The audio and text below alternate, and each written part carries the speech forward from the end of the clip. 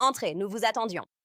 Nous savons que vous regardez cette vidéo sur notre site web ou notre chaîne YouTube parce que vous voulez connaître les étapes exactes pour obtenir ce type de document aussi rapidement et facilement que possible.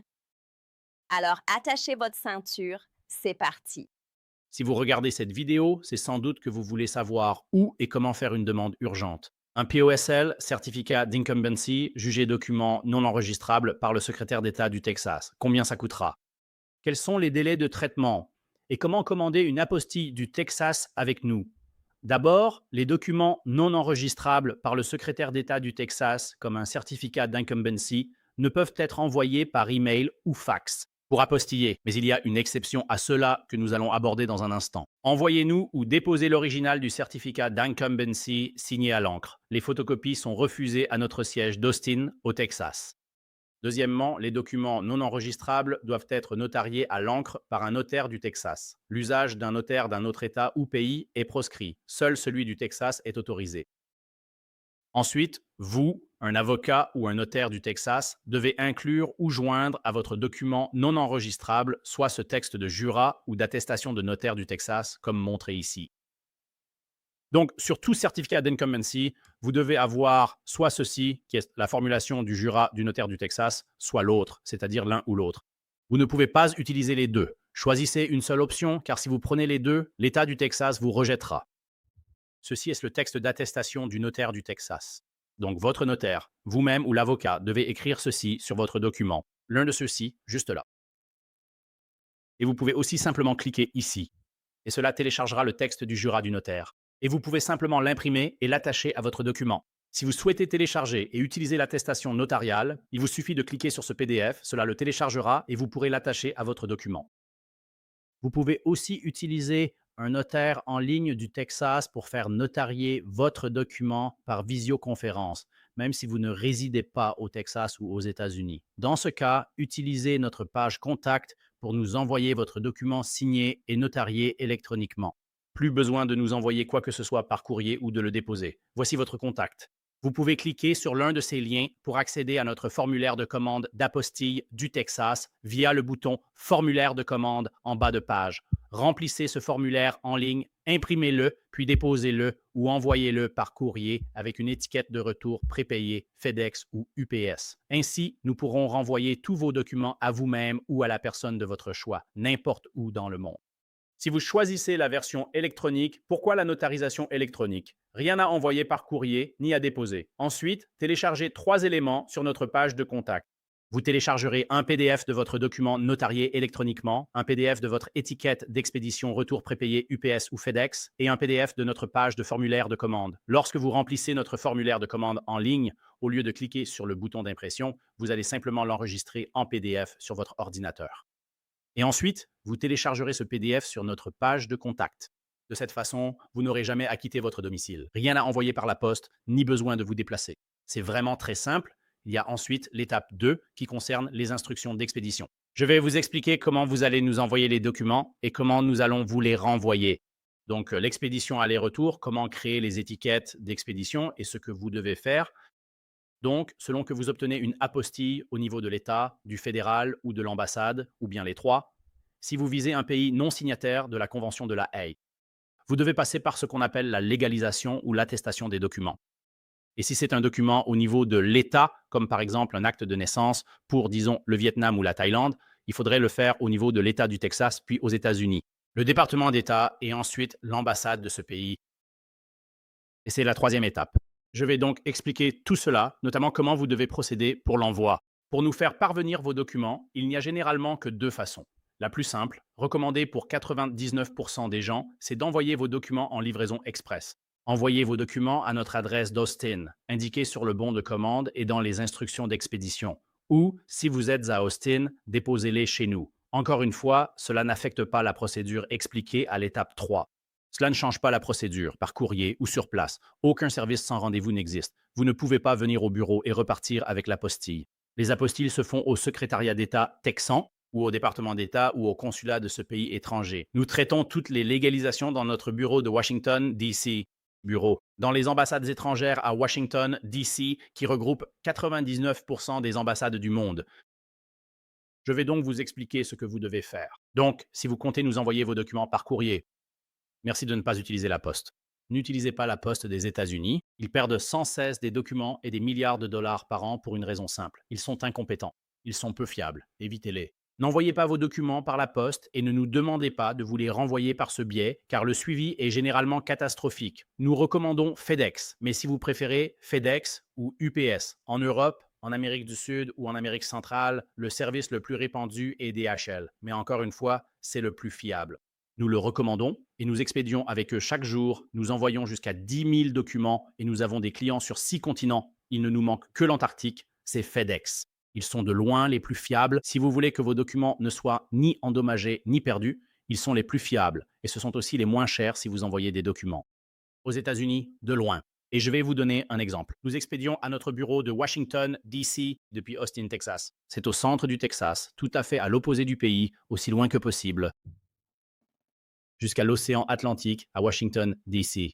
Cela nous coûte 10 $ et 95 centimes pour envoyer des documents en 2 jours par FedEx à notre bureau de Washington, D.C. Bureau. Si nous utilisons UPS pour le même délai, c'est plus de 40 $.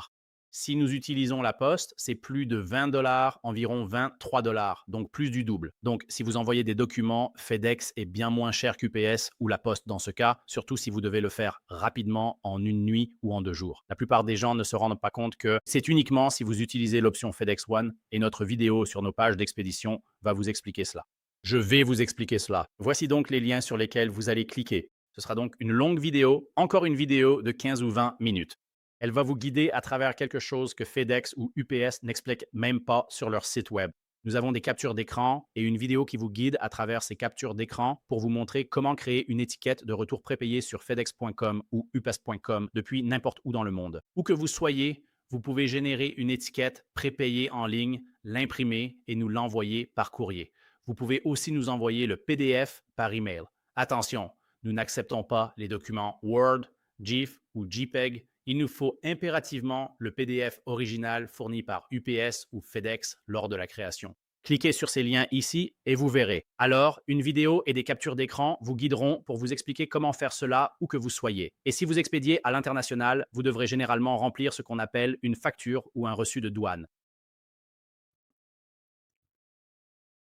C'est un reçu que vous devez remplir. Vous cliquez sur ceux-ci, celui-ci pour FedEx et celui-là pour UPS. Et nous avons déjà un modèle pré-rempli pour vous, il vous suffit de le compléter. Ensuite, signez votre nom et indiquez la date dessus. C'est tout, c'est déjà fait pour vous. Encore une fois, selon le pays, ce n'est normalement pas nécessaire, mais nous le faisons toujours au cas où et nous vous demandons de le faire. Si vous expédiez à l'international, si vous envoyez votre document depuis les États-Unis vers un autre pays, par exemple, le Mexique ne s'en soucie pas, même s'il ne se préoccupe pas de FedEx. Mais dans la plupart des autres pays du monde, c'est nécessaire pour passer la douane. Vous allez devoir vous assurer d'avoir cela. D'accord. Et puis, l'autre point important, c'est que vous ne pouvez pas mettre notre nom sur l'étiquette d'expédition. Laissez-moi me répéter. Vous ne pouvez pas mettre notre nom, numéro de téléphone ou adresse nulle part sur votre colis lorsque nous vous le renvoyons. C'est l'expédition vers vous. Donc, nous avons apostillé votre document et maintenant vous souhaitez qu'il vous soit retourné ou à un cabinet d'avocat ou dans un autre pays. À un ami, un membre de la famille, un collègue ou une entreprise, peu importe la destination, c'est vous qui créez l'étiquette d'expédition prépayée. Comme vous êtes l'importateur et l'expéditeur, vous ne pouvez pas mettre notre nom dessus, car si cela passe par la douane, c'est nous qui serons facturés. Et cela nous coûte parfois des centaines de dollars. Ce n'est pas à nous de régler. On ne renverra pas vos documents si vous mettez notre nom dessus. C'est comme une enveloppe que vous envoyez à quelqu'un. En haut à gauche, aux États-Unis, vous indiquez l'expéditeur pour le retour. C'est-à-dire que si l'adresse à laquelle vous l'envoyez est incorrecte ou si la poste ne peut pas la livrer, ils vont vous renvoyer ce courrier. C'est ce que nous demandons. N'utilisez pas notre adresse. Mettez une autre adresse, peu importe laquelle, celle d'un ami, d'un parent, d'un collègue ou d'une entreprise. Ça n'a pas d'importance. Vous ne pouvez tout simplement pas mettre nos informations dessus. Mettez les vôtres. C'est l'usage. Mettez votre adresse en expéditeur et destinataire. Si vous l'expédiez pour un renvoi en Europe, par exemple, via un ami ou un proche aux États-Unis, utilisez simplement leur adresse, valable uniquement si votre doc vous est retourné. Il leur faut une adresse de retour. Pour la douane, ils ont besoin d'une adresse de facturation si les frais ne sont pas payés. Peu importe, n'utilisez juste pas la nôtre. C'est très simple. De plus, pour les deux cas, cliquez ici. On va expliquer ce que cela signifie. Quand vous allez sur FedEx ou UPS en ligne, ils vous demanderont d'où il est envoyé. Vous ne pouvez pas simplement mettre notre adresse ou notre numéro. C'est très simple, les gens le font tous les jours. On dit, c'est impossible, mais si vous vous y prenez mal, suivez-nous. Faites-le en ligne. N'allez pas dans les magasins FedEx ou UPS car ils ne savent souvent pas de quoi ils parlent. C'est possible de le faire simplement en ligne. Nous le faisons tous les jours, partout dans le monde. Vous pouvez créer l'étiquette en ligne sans utiliser notre adresse. Parce que, encore une fois, c'est vous qui créez l'étiquette en ligne et qui la payez. Pas nous. Nous faisons simplement le dépôt chez FedEx, UPS ou DHL pour vous. Donc, vous ne pouvez pas mettre notre adresse car alors, techniquement, aux yeux de FedEx, UPS ou DHL, nous serions alors l'importateur. Nous serions l'expéditeur. Vous comprenez? La responsabilité légale retombe sur notre entreprise et notre politique nous interdit d'accepter cela. Ne mettez donc pas notre adresse sur les étiquettes d'expédition. C'est extrêmement important car nous n'expédierons rien. C'est une certitude absolue. Nous ne le renverrons pas. Nous vous demanderons une nouvelle étiquette d'expédition. Pour l'international, notre adresse, téléphone et nom ne doivent pas y apparaître. Si c'est spécifiquement pour l'international, nous ne le renverrons pas. C'est donc très important. Pour éviter tout retard dans la récupération de vos documents, suivez bien ces instructions car cela pourrait prendre plusieurs jours. Le traitement d'une nouvelle étiquette est long. Merci de ne pas inscrire nos coordonnées sur cette étiquette d'expédition prépayée. Donc oui, c'est à peu près tout pour l'expédition. Encore une fois, c'est très simple. Encore une fois, si vous venez déposer des documents chez nous, assurez-vous que vous pouvez aussi les déposer en personne. Fournissez-nous un bon de retour et nous vous les renverrons. Déposez-les en personne plutôt que par la poste si vous souhaitez un renvoi par courrier. Beaucoup de gens font cela aussi. Donc, vous allez en ligne, vous créez votre étiquette d'expédition. En venant dans nos locaux, vous déposez vos documents. Puis, le jour même ou sous 48 heures, comme expliqué à l'étape 3. Combien de temps le secrétaire d'État met-il à les délivrer? Ou le gouvernement fédéral ou l'ambassade? Ensuite, nous vous les expédierons. Voilà, merci. Ceci est l'étape 3. Je vais passer en revue les tarifs actuels que nous proposons. Et dans l'éventualité où vous devriez déposer des documents chez nous, nous allons également prendre le temps d'aborder nos délais de traitement en date d'aujourd'hui, le 30 novembre 2025. Donc, si vous allez déposer des documents chez nous, ce que vous devrez faire, c'est imprimer notre formulaire de commande que vous remplissez en ligne sur lequel vous allez cliquer juste ici, en bas. En cliquant ici, vous accéderez à la page de notre formulaire de commande que vous remplirez en ligne puis imprimerez. Et il y a une autre vidéo là-bas qui explique comment remplir le formulaire de commande et tout ce qui s'y rapporte. Donc, si vous allez, encore une fois, si vous allez nous envoyer vos documents par courrier, ce que la plupart des gens font, vous imprimez notre formulaire de commande et vous l'envoyez avec vos documents. Comme nous l'indiquons à l'étape 2, vous nous l'envoyez. Si vous comptez déposer vos documents en personne, ce qui n'accélère pas le processus, et je vais expliquer pourquoi. Si vous souhaitez les déposer dans notre bureau d'Austin, qui est le seul emplacement, pas Houston, pas Dallas, uniquement notre bureau d'Austin, vous pouvez y déposer vos documents. Donc, si vous habitez dans la région d'Austin, vous devez imprimer notre formulaire de commande et ensuite apportez-le avec vos documents. Je vais maintenant vous expliquer nos horaires de dépôt. Pour le service le jour même, cela signifie que nous déposerons vos documents juridiques auprès du secrétaire d'État du Texas si nous recevons vos documents avant midi. Heure normale du centre, du lundi au vendredi, à l'exception des jours fériés fédéraux ou d'États importants. Donc chaque fois que le secrétariat d'État est ouvert et qu'il est en fait fermé plus de jours que les administrations fédérales et étatiques, comme pour le 4 juillet cette année, il a fermé le lundi suivant, le 4 juillet. Ce n'était pas un jour férié fédéral. Et ils ont fermé cette semaine, mercredi, avant Thanksgiving. Et ce n'était pas un jour férié fédéral. Ou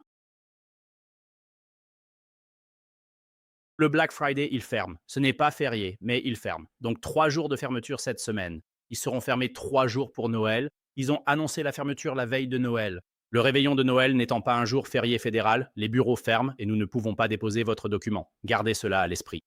Concernant les délais, aucune entreprise ne peut déposer vos documents tant que le secrétariat d'État n'est pas ouvert. Je voulais clarifier ce point. Si nous recevons vos documents avant midi, heure normale du centre, du lundi au vendredi pendant l'ouverture, nous vous garantissons cela. Si nous les recevons avant midi, nous les déposerons auprès de l'État du Texas. Ensuite, selon leur délai, cela peut varier selon les cas. Nous ne contrôlons pas cela. Aucune entreprise ni personne ne contrôle leur rapidité de traitement.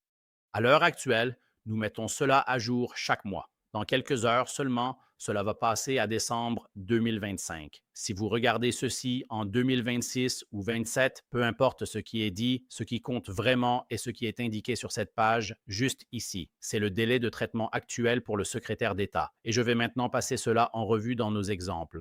En ce moment, en novembre 2025, il faut entre 0 et 2 jours ouvrables au secrétaire d'État pour délivrer les apostilles. J'expliquerai ce que signifie 0 jour. D'accord. Nous donnons donc ici quelques scénarios. Donc, si nous recevons vos documents par courrier ou dépôt avant midi, heure centrale, nous allons déposer vos documents. Ensuite, il est possible, mais pas probable, que le secrétaire d'État délivre votre apostille le jour même. Donc, le jour même signifie 0, c'est-à-dire que nous allons recevoir votre document à ou avant midi ce jour-là. Nous allons le déposer ce jour-là et il se peut qu'il le délivre le même jour. Nous vous le renverrons par courrier le jour même. C'est ce que l'on appelle 0 jour. Ou bien cela peut leur prendre jusqu'à 2 jours ouvrables après que nous l'ayons déposé pour qu'ils vous le délivrent. D'accord? Je vais donc vous expliquer nos exemples ici. Donc, scénario 1. Nous recevons vos documents avant ou à notre heure limite de midi, heure centrale, un lundi. Ensuite, nous les déposons le même jour. Le secrétaire d'État va soit délivrer une apostille sur vos documents le jour même, ce qui correspond à 0 jour.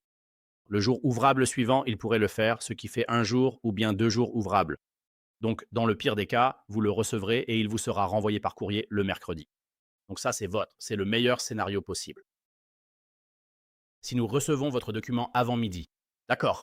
Le deuxième exemple, c'est si nous recevons votre document après midi, heure centrale. Donc, si vous nous l'envoyez par UPS ou FedEx en milieu d'après-midi, ou si vous le déposez à notre bureau vers 16 heures ou même juste avant 17 heures ce lundi, nous ne pourrons le déposer que le lendemain, donc le jour suivant. Nous allons le déposer le jour suivant et ils vont l'émettre ce même jour. Cela fait donc 0 jour. Ils pourraient l'émettre le jour ouvrable suivant, soit 1 ou 2 jours ouvrables. Donc, au pire, nous pouvons le récupérer et vous le renvoyer par courrier ce jeudi-là. Si nous recevons votre document un lundi, que ce soit avant ou après-midi, ce sera pour mercredi ou jeudi. Donc, encore une fois, dans le pire des cas absolus, sauf apocalypse zombie, révolte des ORS ou invasion extraterrestre, si vous le faites un lundi, il vous sera renvoyé par courrier le jeudi. Quoi qu'il en soit, on peut vous le renvoyer par courrier dès lundi. Donc, juste pour récapituler, j'insiste vraiment là-dessus. Si vous vous rendez dans notre bureau principal à Austin, déposez vos documents en personne plutôt que par courrier n'accélère pas le processus. Qu'ils arrivent par dépôt ou courrier, avant midi ou après, le délai de traitement restera exactement le même. Beaucoup trop de gens ne consultent pas notre site, ne nous contactent pas et viennent en pensant que ce sera fait le jour même. C'est impossible car cela dépend du secrétaire d'État. C'est à eux de décider. C'est eux qui vont décider s'ils le délivrent le jour même, le lendemain ou dans 2 jours. Alors, s'il vous plaît, à moins que vous ne viviez à Austin, cela n'accélère pas le processus. Envoyez-nous vos documents en livraison express selon les instructions de l'étape numéro 2. Et ces tarifs sont ceux d'aujourd'hui. Ils pourraient changer dès 2026, quelle que soit la date. Ne vous fiez pas à cette vidéo, fiez-vous plutôt à ce qui est écrit ici. Peu importe ce qui est écrit ici, à cet endroit précis, à ce moment-là, c'est le tarif en vigueur.